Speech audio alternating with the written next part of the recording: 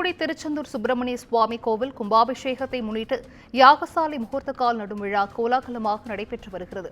விநாயகர் பூஜை, புண்ணியா வாஜனம் செய்யப்பட்டு பூமி பூஜையும் முகூர்த்த காலும் தற்பொழுது நடப்பட்டிருக்கிறது. அமைச்சர் அனிதா ராதாகிருஷ்ணன், மாவட்ட ஆட்சியர் உள்ளிட்டோர் இதில் பங்கேற்றிருக்கிறார்கள். இதனை அண்மை செய்தியாக பார்த்து வருகிறோம். கூடுதல் விவரங்களை செய்தியாளர் மணிகண்டன் வழங்கிட கேட்கலாம். மணிகண்டன், வணக்கம். இது குறித்தான முழு விவரங்கள். வணக்கம்.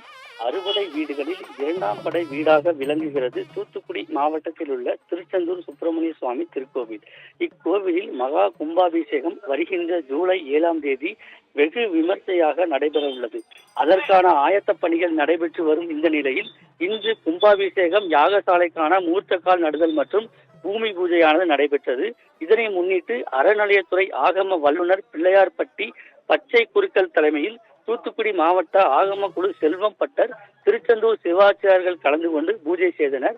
இதில் விநாயகர் பூஜை, புண்ணியா வாஜனம் செய்யப்பட்டு பூமி பூஜையும் முகூர்த்த காலம் நடப்பட்டது.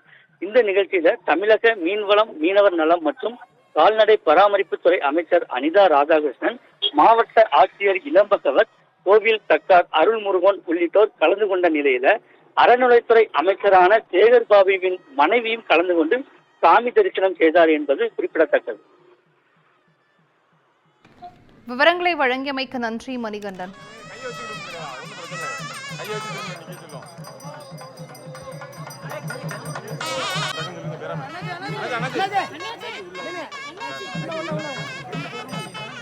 வார